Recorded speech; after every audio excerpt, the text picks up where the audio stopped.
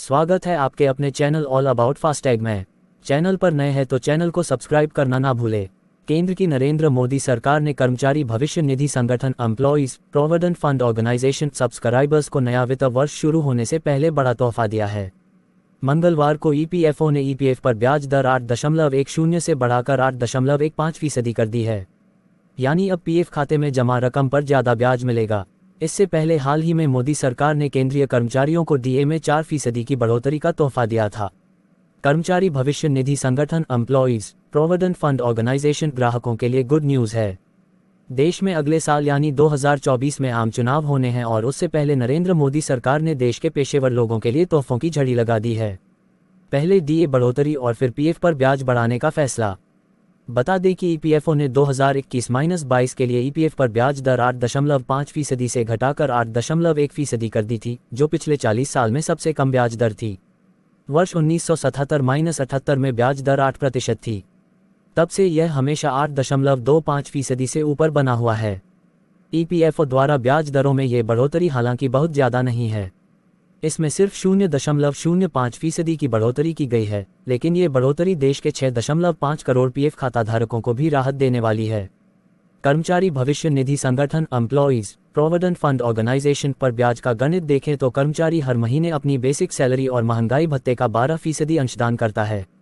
Company नियोक्ता भी कर्मचारी के खाते में केवल 12% का ही योगदान करता है।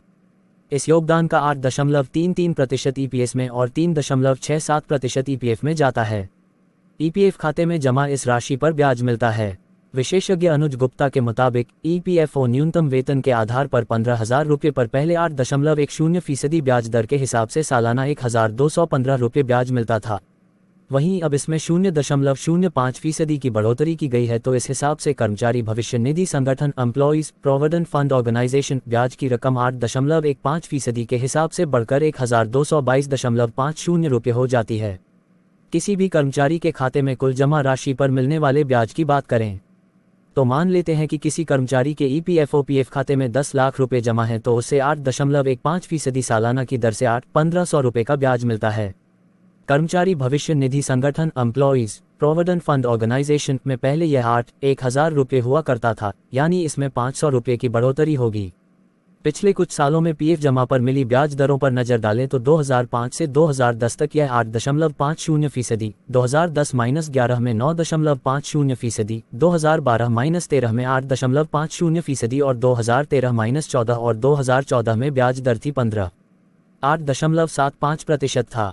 इसके बाद ईपीएफओ में 2015-16 में 8.80%, 2016-17 में 8.65%, 2017-18 में 8.55%, 2018-19 में 8.65%, फिर 2019-20 और 2020-21 में इसे घटाकर 8.50% कर दिया गया, जबकि कर्मचारी भविष्य निधि संगठन एम्प्लॉइज प्रोविडेंट फंड ऑर्गेनाइजेशन ब्याज दर 2021-22 में ये 4 दशक के निचले स्तर 8.10% पर पहुंच गया। दोबारा मुलाकात होगी ऐसे ही किसी नए अपडेट के साथ।